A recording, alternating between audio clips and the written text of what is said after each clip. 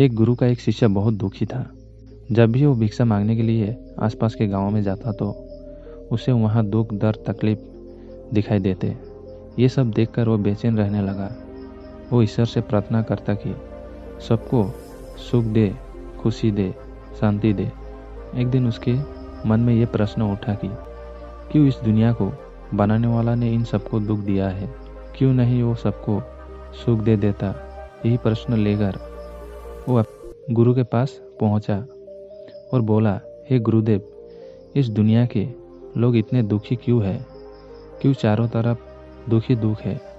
इस दुनिया को बनाने वाला क्यों नहीं इन सबको सुख और खुशियाँ दे देता? मैं बहुत दुखी हूँ और बेचैन हूँ। इन सबको देखकर मैं जब आसपास के गाँव में भिक्षा मांगने जाता हूँ तो मुझे वहाँ दुख और तकलीफ के अलावा कुछ और नहीं दिखाई देता। हर इंसान किसी न किसी बात से दुखी है, परेशान है, बेचैन है।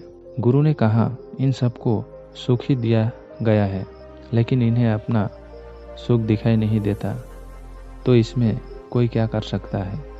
शिष्य ने कहा, गुरुदेव, अगर सुख होगा तो सुख दिखाई देगा और अगर दुख होगा तो दुख दिखाई देगा। लोग इतने नासमझ तो नहीं हैं कि सुख होने के बाद भी दुखी होने का प्रयास करेगा। भला सुख दुख कैसे बन सकता है? दुख होगा तभी लोग दुखी और परेशान हैं।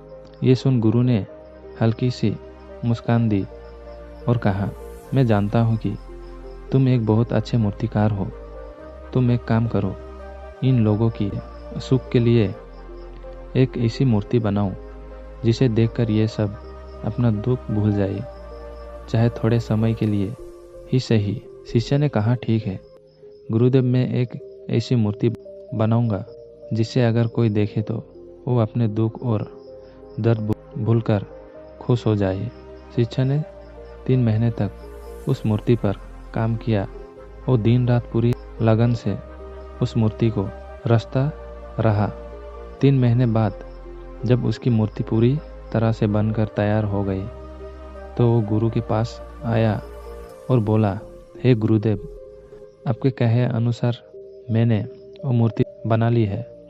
जो भी इंसान उस मूर्ति को देखेगा अपने दुख और दर्द भूलकर खुश हो जाएगा और मेरे साथ चले और उस मूर्ति को देखकर बताइए क्या मैंने सही काम किया है। गुरु शिष्य के साथ उस मूर्ति को पास पहुँचे। मूर्ति सचमुच बहुत सुंदर थी, अद्भुत थी। शिष्य ने एक सुंदर लड़की की मूर्ति बनाई थी जो देवी दिख रही थी। उसकी मुस्कान ऐसी थी कि कोई भी उसमें खो जाता और अपने दुख दर्द भूलकर प्रसन्न हो जाता। गुरु ने कहा, बहुत खूब है, बहुत अद्भुत मूर्ति बनाई है। तुमने अवश्य ही ये लोगों को उनको दुख से बाहर निकालने में उनकी मदद करेगी, परंतु मैं चाहता हूँ कि तुम इस मूर्ति के चेहरे पर कहीं पर भी एक ऐसा निशान बनाओ जो दिखाई ना दे। शिष्य ने पूछा, लेकिन क्यों गुरुदेव? गुरु ने कहा, ये मैं तुम्हें बाद में बताऊंगा। शिष्य ने उस मूर्ति की आँख के ऊपर भौं में एक छोटा सा निशान बना दिया जो दिखाई भी दे रहा था। गुरु ने कहा, बहुत अच्छे, आप इस मूर्ति को गांव के बाहर वाली सड़क पर रख देते हैं। उस मूर्ति को गांव के बाहर वाली सड़क के किनारे रख दिया गया और गुरु शिष्य कुछ दूरी पर जाकर खड़े हो गए। गांव वाले उस रास्ते से बाहर आने लगे। जो भी उस मूर्ति को देखता वो दुखी हो जाता। एक जवान व्यक्ति उस मूर्ति को देख रहा था। उसे बड़े ध्यान से उस मूर्ति को देखा, फिर अफसोस करता हुआ आगे बढ़ गया। रास्ते में गुरु और शिष्य ने उसे रोका। गुरु ने कहा, तुम बड़े दुखी दिखाई पड़ रहे हो, क्या हुआ? व्यक्ति ने कहा, वहाँ एक मूर्ति रखी है, बड़ी सुंदर मूर्ति है। ऐसे देखो तो देखते ही रह जाओ, पर अफसोस उसमें एक कमी है। मूर्तिकार ठीक नहीं था। उसने मूर्ति की आंखों के ऊपर एक निशान छोड़ दिया है, इसलिए मैं बहुत दुखी हूँ। काश अगर वो निशान नहीं होता तो मूर्ति कितनी सुंदर होती।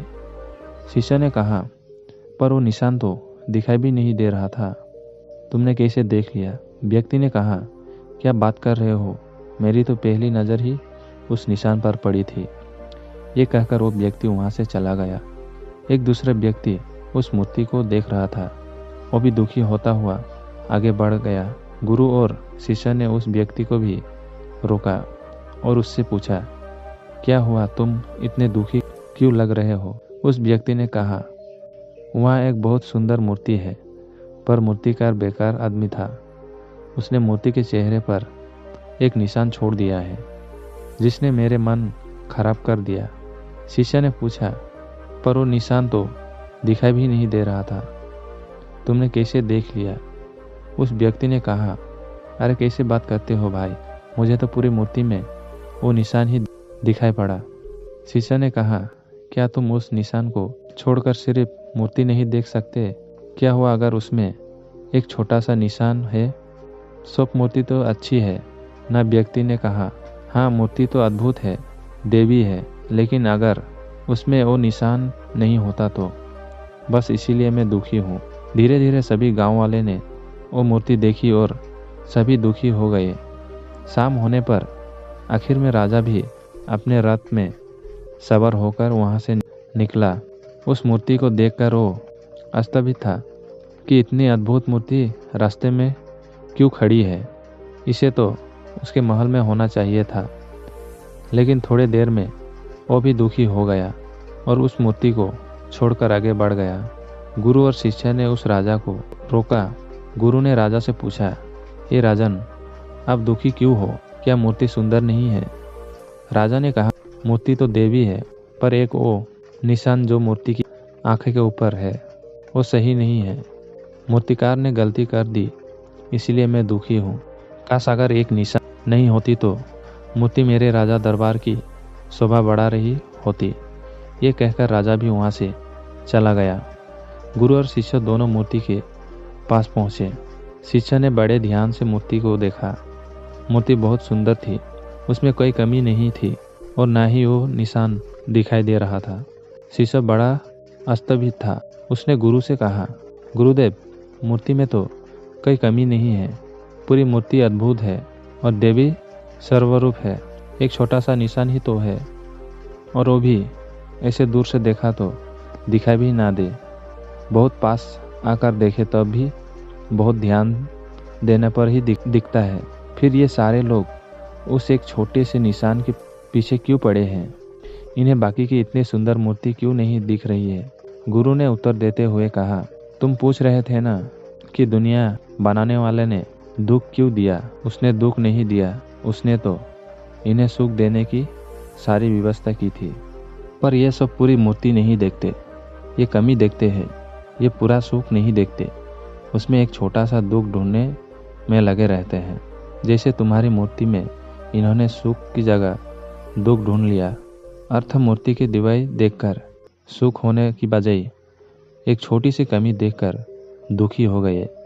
ऐसे ही इनके पास सुख ही सुख है, लेकिन ये उस एक दुख में खोए रहते हैं जिसका कोई वजूद ही नहीं है। जैसे तुम्हारी मूर्ति में एक छोटे से निशान का कोई वजूद नहीं है। शिष्य ने प्रश्न किया, लेकिन ये ऐसा क्यों करते हैं? गुरुदेव ने कहा, बेचैन मन के कारण ये सब बेचैन है। ये कभी भी पूरी मूर्ति देखते ही नहीं, ये कभी भी अपना पूरा सुख देखते ही नहीं। ये देखते हैं एक छोटी सी कमी या सुख के बीच दुख देखते हैं। ये पूरी दुनिया विराट सुख को छोड़कर छोटे छोटे दुख को पकड़कर बैठी रहती है। वही उनकी जिंदगी है और वही उनकी दुनिया है। अगर ये ध्यान से देखें तो बनाने वाले ने हर चीज़ इनके सुख के लिए ही बनाया है। ये दुनिया, ये पहाड़ और हरी भरी प्रकृति, सर्वश्रेष्ठ फल और भोजन, रिश्ते नाते, धन संपन्न, हर एक चीज़ इनके सुख के लिए ही बनाया गए हैं। लेकिन ये हर चीज़ अपने लिए दुख ढूंढ ही लेते हैं और दुखी होते रहते हैं।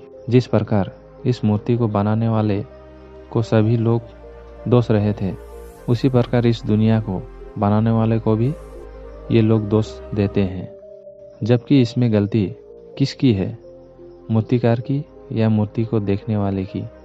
शिष्य ने कहा, गुरुदेव, इन्हें सुख मिले, क्या कोई ऐसी व्यवस्था नहीं हो सकती गुरु ने कहा, मैंने बताया ना, सुख तो इन्हें पहले से ही मिला हुआ है। इन्हें वो एक छोटी सी कमी छोड़कर पूरी मूर्ति देखनी होगी, तभी तो इन्हें अपना पूरा सुख दिखाई पड़ेगा। शिष्य ने कहा, और इसके लिए क्या करना होगा? गुरुदेव, अपने ध्यान को छोटी सी कमी से हटकर पूरी मूर्ति पर लगाना होगा। ये तभी संभव होगा जब वो अपने बेचैन मन से छुटकारा पाने की कोशिश करे, तो अपनी समझ को बढ़ाए, ध्यान करे। ध्यान से मन की बेचैनी कम होती है और शांति आती है, और एक शांत मन ही पूरी मूर्ति देख सकती है। एक छोटी सी कमी नहीं, केवल बेचैन मन ही कमियों को ढूंढता है और दुखी रहता है। शिष्य ने कहा, मैं आपकी बात समझ गया हूँ।